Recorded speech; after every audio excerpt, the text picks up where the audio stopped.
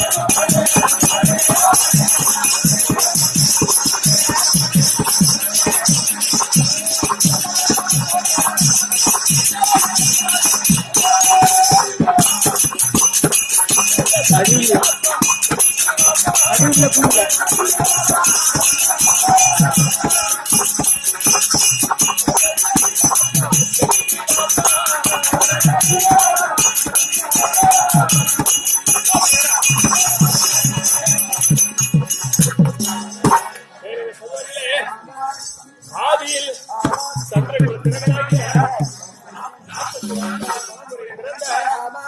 அபிமன்னன் புத்திரனாகிய பரிசுத்த மகாராஜனை ஆளும் என்று பாம்பு தீட்ட அதை கண்ட உதங்க முடியாது.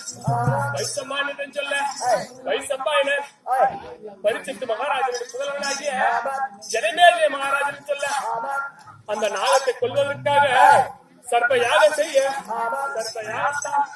மந்திரம் ஓடிக்கொண்டிருந்த பிராமணன் மடிய ஜனமேஜய மகாராஜனுக்கு பிரம்மத்தை பிடிக்க அந்த பிரம்மத்தை நீங்குவதற்கு வைசம்பாயனர் ஜனமேஜய மகாராஜன் சொன்னார். உங்கள் மூதாடிகளில் யாராவது ஒருவரின் பாரதங்களை கேட்டால் அந்த பிரம்மத்தை நீங்கும் என்று வைசம்பாயனர் சொல்ல ஜனமேஜய மகாராஜன் வந்தார்.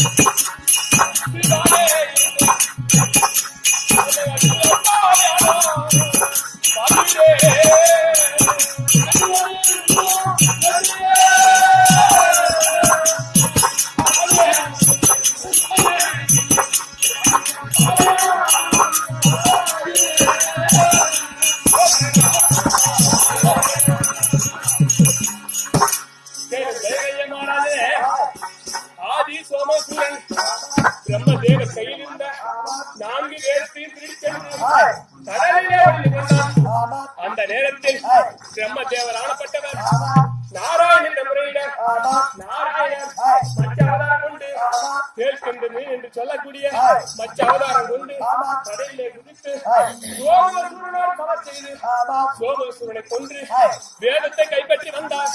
அப்போது வேதம் சிக்கப்பட்டு விட்டது.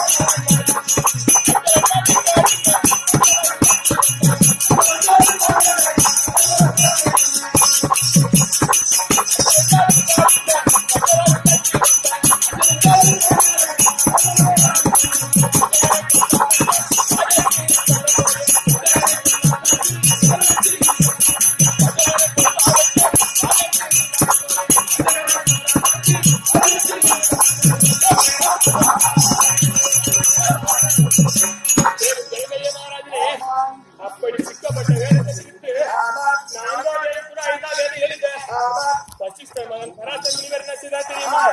தவம் இருந்து ஆகாயத்தில் 27 நட்சத்திரம், அந்த 27 நட்சத்திரத்தில் ஒரு நட்சத்திர உச்சமாக நேரத்தில் தன்னுடைய மனைவியில கூடினார்.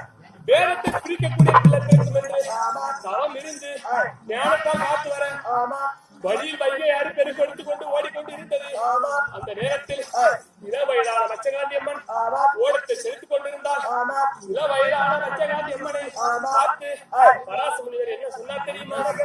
ஓடத்தை செலுத்தும் அம்மா என்று சொல்ல படைக்கு தகுந்த பாரம் இருந்தால் ஓட கண்டிப்பாக ஆற்றில் செல்லும் என்று சொல்ல அந்த நேரத்தில் பராசர முனிவர் பார்த்து படைக்கு தகுந்த பாரத்தை நான் அளிக்கிறேன், நீ செலுத்துவோம் என்று சொல்ல இளவயதான மச்சகாந்தி அம்மன் ஓடத்தை செலுத்திக் கொண்டு நடு ஆற்றுக்கு போகும்போது ஆகாயத்தில் 27 நட்சத்திரம், அந்த நட்சத்திரத்தில் ஒரு நட்சத்திரம் உச்சமாகிவிட்டது. அந்த நேரத்தில் பராசர முனிவர் என்ன செய்தார் தெரியுமா? தன்னுடைய மனைவியை சேர முடியவில்லை என்று குறைபாடோடு அவர் என்ன செய்வார் தெரியுமா?